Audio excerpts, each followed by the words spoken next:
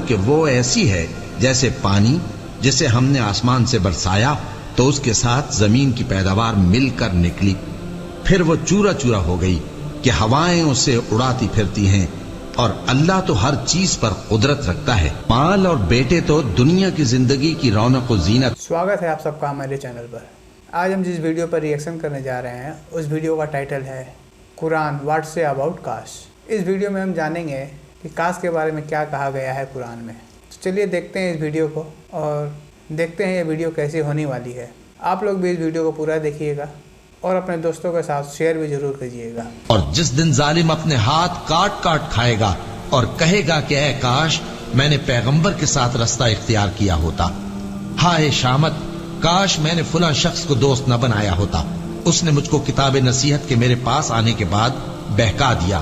اور شیطان انسان کو وقت پر دغا دینے والا ہے۔ یوں نہیں، جب زمین کوٹ کوٹ کر برابر کر دی جائے گی اور تمہارا پروردگار جلوہ فرما ہوگا اور فرشتے قطار در قطار آ جائیں گے اور دوزخ اس دن سامنے لائی جائے گی، تو انسان اس دن سوچے گا، مگر اب سوچنے سے اسے فائدہ کہاں مل سکے گا۔ کہے گا کاش میں نے اپنی اس زندگی کے لیے کچھ آگے بھیجا ہوتا، تو اس دن نہ کوئی اللہ کے عذاب کی طرح کا عذاب دے گا اور نہ کوئی اس کے جکڑنے کی طرح جکڑے گا۔ جس دن ان کے چہرے آگ میں الٹ پلٹ کیے جائیں گے تو کہیں گے اے کاش ہم اللہ کی فرما برداری کرتے اور رسول صلی اللہ علیہ وآلہ وسلم کا حکم مانتے۔ اور جس کا نامہ اعمال اس کے بائیں ہاتھ میں دیا جائے گا تو وہ کہے گا اے کاش مجھ کو میرا اعمال نامہ نہ دیا جاتا اور مجھے معلوم نہ ہوتا کہ میرا حساب کیا ہے۔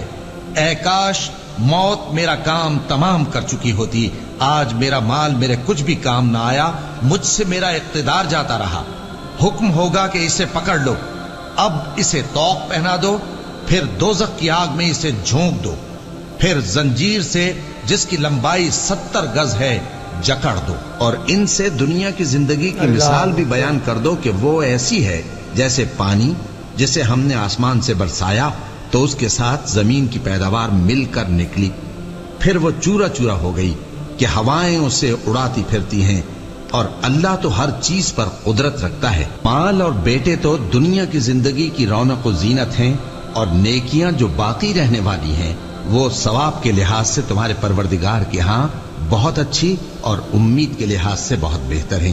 اور جس دن ہم پہاڑوں کو چلائیں گے اور تم زمین کو صاف میدان دیکھو گے اور ان لوگوں کو ہم جمع کر لیں گے تو ان میں سے کسی کو بھی نہیں چھوڑیں گے، اور سب تمہارے پروردگار کے سامنے صف باندھ کر لائے جائیں گے، تو ہم ان سے کہیں گے کہ جس طرح ہم نے تم کو پہلی بار پیدا کیا تھا اسی طرح آج تم ہمارے سامنے آئے، لیکن تم نے تو یہ خیال کر رکھا تھا کہ ہم نے تمہارے لیے قیامت کا کوئی وقت مقرر ہی نہیں کیا، اور اعمال کی کتاب کھول کر رکھی جائے گی تو تم گناہگاروں کو دیکھو گے کہ جو کچھ اس میں لکھا ہوگا اس سے ڈر رہے ہوں گے، اور کہیں گے ہائے شامت یہ کیسی کتاب ہے کہ نہ چھوٹی بات کو چھوڑتی ہے نہ بڑی کو، کوئی بات بھی نہیں مگر اسے لکھ رکھا ہے، اور جو جو عمل کیے ہوں گے سب کو حاضر پائیں گے، اور تمہارا پروردگار کسی پر ظلم نہیں کرے گا۔ کاش تم ان کو اس وقت دیکھو جب یہ دوزخ کے کنارے کھڑے کیے جائیں گے اور کہیں گے کہ اے کاش ہم پھر دنیا میں لوٹا دیے جائیں تاکہ اپنے پروردگار کی آیتوں کی تکذیب نہ کریں اور مومن ہو جائیں۔ ہاں یہ جو کچھ پہلے چھپایا کرتے تھے آج ان پر ظاہر ہو گیا ہے، اور اگر یہ دنیا میں لوٹائے بھی جائیں تو جن کاموں سے ان کو منع کیا گیا تھا وہی پھر کرنے لگے۔ کچھ شک نہیں کہ یہ جھوٹے ہیں، اور کہتے ہیں کہ ہماری جو دنیا کی زندگی ہے بس یہی زندگی ہے، اور ہم مرنے کے بعد پھر زندہ نہیں کیے جائیں گے۔ اور کاش تم ان کو اس وقت دیکھو جب یہ اپنے پروردگار کے سامنے کھڑے کیے جائیں گے، وہ فرمائے گا کیا یہ دوبارہ زندہ ہونا برحق نہیں؟ تو کہیں گے کیوں نہیں، ہمارے پروردگار کی قسم بالکل برحق ہے۔ اللہ فرمائے گا اب کفر کے بدلے جو دنیا میں کرتے تھے عذاب کے مزے چکھو۔ جن لوگوں نے اللہ کے روبرو حاضر ہونے کو جھوٹ سمجھا وہ گھاٹے میں آ گئے، یہاں تک کہ جب ان پر قیامت ناگہاں آ موجود ہوگی تو بول اٹھیں گے کہ ہائے اس کوتاہی پر افسوس ہے جو ہم نے قیامت کے بارے میں کی، اور وہ اپنے اعمال کے بوجھ اپنی پیٹھوں پر اٹھائے ہوئے ہوں گے، دیکھو جو بوجھ یہ اٹھا رہے ہیں بہت برا ہے۔ اور دنیا کی زندگی تو ایک کھیل اور مشغلہ ہے، اور بہت اچھا گھر تو آخرت کا گھر ہے، یعنی ان کے لیے جو اللہ سے ڈرتے ہیں۔ کیا تم سمجھتے نہیں؟ یہ لوگ اسی طرح غفلت میں رہیں گے یہاں تک کہ جب ان میں سے کسی کے پاس موت آ جائے گی تو کہے گا کہ اے پروردگار مجھے پھر دنیا میں واپس بھیج دے تاکہ میں اس میں جسے چھوڑ آیا ہوں نیک کام کیا کروں۔ ہرگز نہیں، یہ ایک ایسی بات ہے کہ وہ اسے زبان سے کہہ رہا ہوگا اور اس کے ساتھ عمل نہیں ہوگا، اور ان کے پیچھے برزخ ہے جہاں وہ اس دن تک کہ دوبارہ اٹھائے جائیں گے رہیں گے۔ پھر جب سور پھونکا جائے گا تو نہ تو ان میں قرابتیں رہیں گی اور نہ ایک دوسرے کو پوچھیں گے۔ تو جن کے اعمال کے بوجھ بھاری ہوں گے تو وہی کامیاب ہیں، اور جن کے بوجھ ہلکے ہوں گے وہ لوگ ہیں جنہوں نے اپنے آپ کو خسارے میں ڈالا، ہمیشہ دوزخ میں رہیں گے۔ آگ ان کے چہروں کو جھلس دے گی اور وہ اس میں بد شکل ہو رہے ہوں گے۔ کیا تم کو میری آیتیں پڑھ کر نہیں سنائی جاتی تھیں؟ پھر تم تو ان کو جھٹلائے ہی جاتے تھے۔ وہ کہیں گے اے ہمارے پروردگار ہم پر ہماری کمبختی غالب آ گئی اور ہم رستے سے بھٹک گئے، اے پروردگار ہم کو اس میں سے نکال دے، اگر ہم پھر ایسے کام کریں تو ظالم ہوں گے۔ فرمائے گا کہ اسی میں ذلت کے ساتھ پڑے رہو اور مجھ سے بات نہ کرو۔ میرے بندوں میں ایک گروہ تھا جو دعا کیا کرتا تھا کہ اے ہمارے پروردگار ہم ایمان لائے تو تو ہم کو بخش دے اور ہم پر رحم فرما، اور تو سب سے بہتر رحم کرنے والا ہے۔ تو تم ان سے تمسخر کرتے رہے یہاں تک کہ ان کے پیچھے میری یاد بھی بھول گئے، اور تم ہمیشہ ان سے ہنسی کیا کرتے تھے۔ آج میں نے ان کو ان کے صبر کا بدلہ دیا کہ وہی کامیاب ہو گئے۔ اللہ پوچھے گا کہ تم زمین میں کتنے برس رہے؟ وہ کہیں گے کہ ہم 1 روز یا 1 روز سے بھی کم رہے تھے، شمار کرنے والوں سے پوچھ لیجئے۔ اللہ فرمائے گا کہ وہاں تم بہت ہی کم رہے، کاش تم جانتے ہوتے۔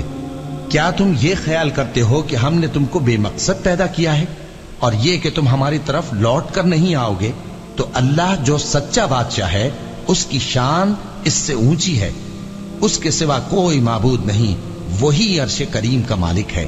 اے پیغمبر میری طرف سے لوگوں کو کہہ دو کہ اے میرے بندو جنہوں نے اپنی جانوں پر زیادتی کی ہے اللہ کی رحمت سے نا امید نہ ہونا، اللہ تو سب گناہوں کو بخش دیتا ہے، بے شک وہی تو ہے بڑا بخشنے والا بڑا مہربان۔ اور اس سے پہلے کہ تم پر عذاب آ واقع ہو اپنے پروردگار کی طرف رجوع کرو اور اس کے فرما بردار ہو جاؤ، ورنہ بعد میں تم کو مدد نہیں ملے گی۔ اور اس سے پہلے کہ تم پر ناگہاں عذاب آ جائے اور تم کو خبر بھی نہ ہو اس نہایت اچھی کتاب کی جو تمہارے پروردگار کی طرف سے تمہاری جانب نازل ہوئی ہے پیروی کرو۔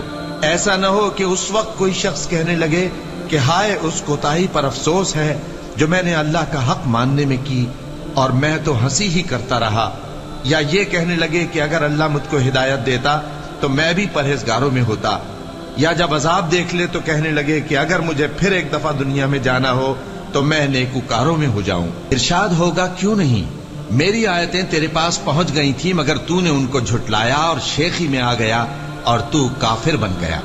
اور اے مخاطب جن لوگوں نے اللہ پر جھوٹ بولا تم قیامت کے دن دیکھو گے کہ ان کے چہرے سیاہ ہو رہے ہوں گے۔ کیا تکبر کرنے والوں کا ٹھکانہ دوزخ میں نہیں ہے؟